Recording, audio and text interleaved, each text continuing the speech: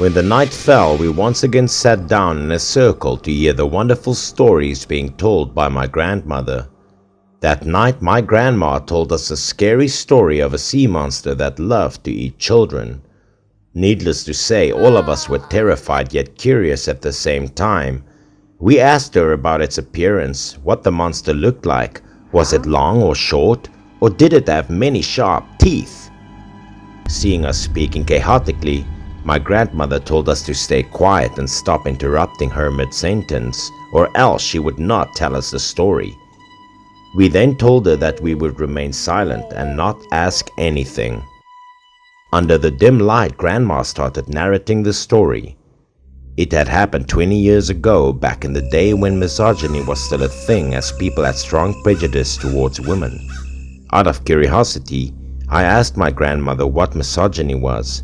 She explained that it was the hatred for women or girls, as people had a tendency to respect men while disdaining women. My grandma raised a needle to my face, saying that she would sew my mouth up if I continued to interrupt her, then moved on with her story. That day, Mr. Kang's daughter-in-law had just given birth to a baby. However, he wasn't happy with it as he looked worried. The man had been thinking a lot, as his son and daughter-in-law were still struggling to have a baby after 10 years, and the fact that it was a baby girl made him feel truly upset. Thinking about the neighbors laughing at his new family when they found out about his new grandchild, the man felt even more disappointed. But anyway, he had to go check on his newborn grandchild. Having mixed feelings, Mr. Kang blankly gazed at the baby lying neatly in the arms of his son Ken, but the look on his face started changing as he smiled cheerfully. Turned out it was the adorableness of the baby that put a smile on him. Even though she was crying, yet she still looked as beautiful as an angel. Ever since that moment, Mr. Kang had a sudden change in his thoughts. He was no longer bothered about his grandchild being a boy or a girl.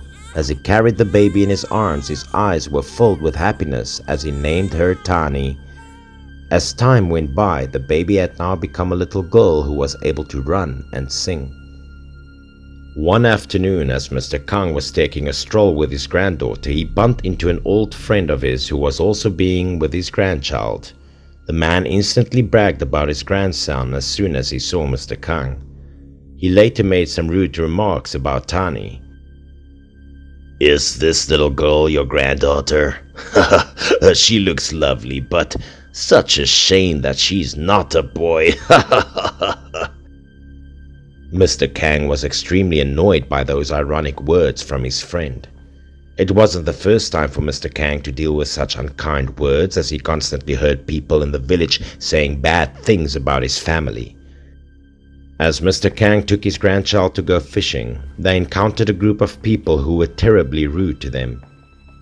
"If I were Mr. Kang, I would definitely strangle that little girl to death, right the moment she was born, since I couldn't stand being humiliated." The guy then bursted out laughing. Everyone knew that he was just making a joke, yet it made one feel extremely uncomfortable to hear it. Of course, Mr. Kang didn't care about those nasty words as the two kept going to the fishing spot. However, as the night had already fallen yet the two hadn't returned, Mr. Kang's wife and son hurriedly went to the riverbank searching for them. But there was just a hook, an empty bucket, and a fish spotted at the scene, while Mr. Kang and Tani were nowhere to be seen. The two called out their names loudly, but received no reply. A while later, the couple saw a figure appearing in the middle of the river.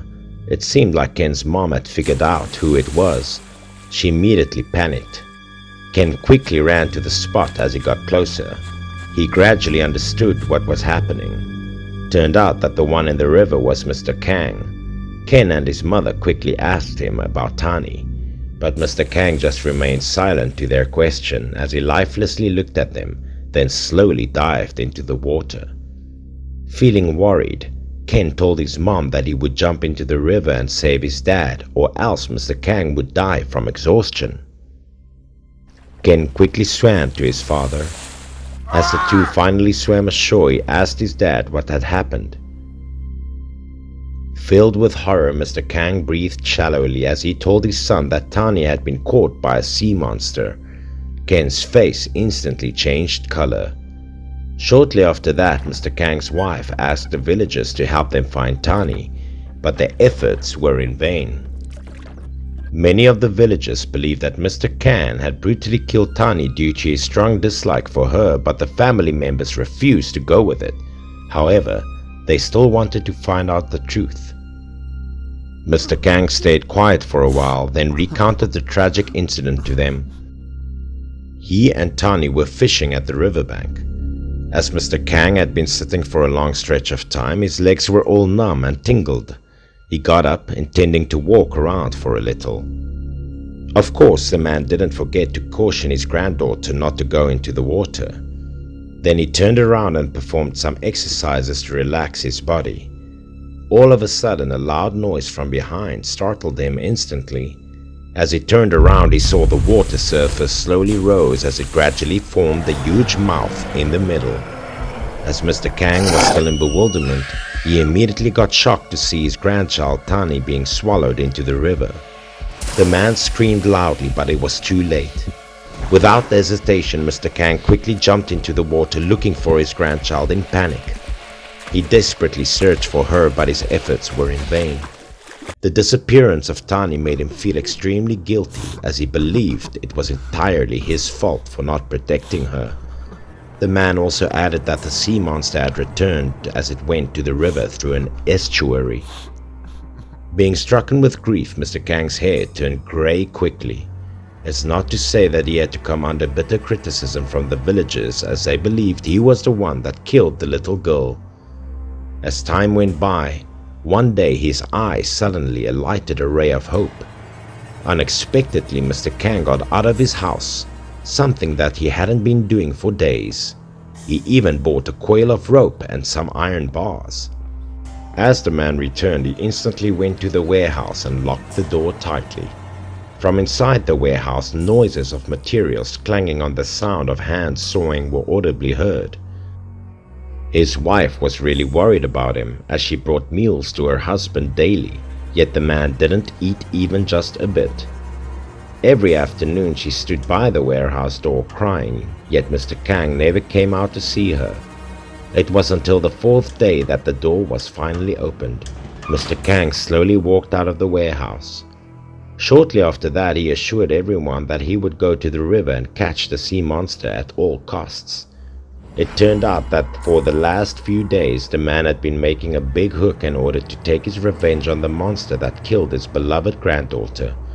His wife instantly stopped him as it was too dangerous, but no matter how hard she tried to do it, Mr. Kang still ignored her and stuck to his plan, as he had nothing to lose now. The man went to a pig pen. He caught the fattest pig in the pigsty, grabbed it by the head and held his knife near the animal's neck, intending to kill it. He was acting like a madman. His wife collapsed on the ground as she saw blood spilling everywhere, while witnessing the violent behavior of her husband. After Mr. Kang slaughtered the pig, he continued to go to the riverbank. Everyone was freaked out. Their faces turned pale as soon as they saw him. It must be the aggressive look on his face that terrified them. Also, the bloody pig head, which was pierced with a hook that he was holding, made them filled with horror. Out of curiosity, the villagers followed him to the river as they wanted to know what he was up to. They quickly gathered at the place, talking loudly.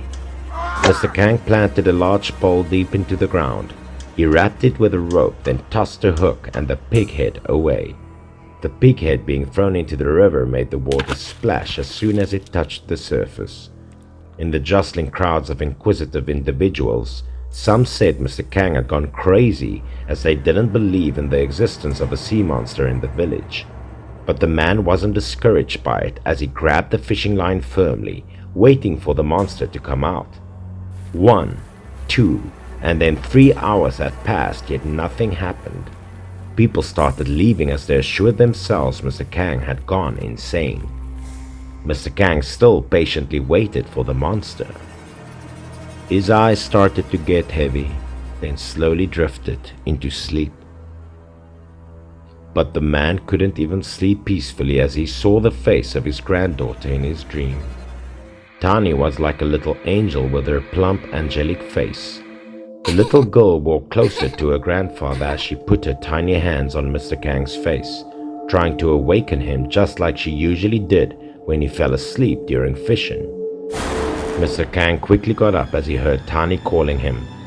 Right that moment, the fishing line suddenly became tight, as if something had been caught on the hook. In the river, waves were seen slowly forming as the water flowed ceaselessly. Knowing the prey had been captured, the old man hurriedly retrieved the fishing line as he felt something moving strongly in the water. The string rubbed against his fingers, causing them to bleed. He tried to lean backwards whilst using his weight to pull the thing out of the river. A painful expression was clearly shown on his face as he frowned and grinded his teeth, yet he still clung onto the string. Realizing how useless it would be if he only used his hands, the man tried to place the fishing line on his shoulder. The great force caused the string to get tightened and cut his shoulder as blood dripped out of his wound. The monster was indeed powerful as it floundered him with just a single movement. Mr. Kang quickly clung to the wooden pole he had prepared before. But the man himself couldn't fight back the monster on his own. He started trembling with pain as the cut on his shoulder became deeper. In the water, the sea monster was moving its tail violently, but his sheer willpower didn't allow him to give up easily as he continued to fight the monster for the whole night and collapsed later in the morning. At that moment, there were some people walking by. They were in utter shock to see Mr. Kang being badly injured. Both his hands and his shoulder were covered with blood, his face contorted with pain, yet he was still holding the string. Seeing something bizarre in the water, the two men tried pulling the fish line and instantly felt its tightness. They quickly called the other villagers for help. Indeed, there was something really heavy under the water. Unexpectedly, the thing that Mr. Kang was fighting all night long was a huge fish. The size of its head was even bigger than that of a car. It was at this moment the villagers firmly believed that a monster had taken shelter in their village. As they pulled the monster out of the river, the villagers removed its guts. How terrifying it was! Inside the guts was a human skeleton, which was believed to be of Tani. My grandma sighed deeply as it was the most haunting part of the story to her, which upset her every time she recounted it. My younger sister was also unhappy with the ending as Tani had died so pitifully. She asked my grandma if Tani was the same age as her. My grandma smiled as she heard the question from my sister. She nodded her head while saying that Tani was a wonderful little girl, yet had to die such a tragic death. My younger brother said the villagers were just evil. But my sister said it was also evil of the sea monster to kill the girl. I then told the two that the villagers were just as bad as the monster. The three of us had a quarrel over who was the most evil of them all. We kept arguing until our grandmother told us to go to bed as story time was over. We couldn't even close our eyes as we kept thinking about the tragic story. I asked Grandma if there was any giant fish in the lake behind our house, but the reply to my questions was her loud snores.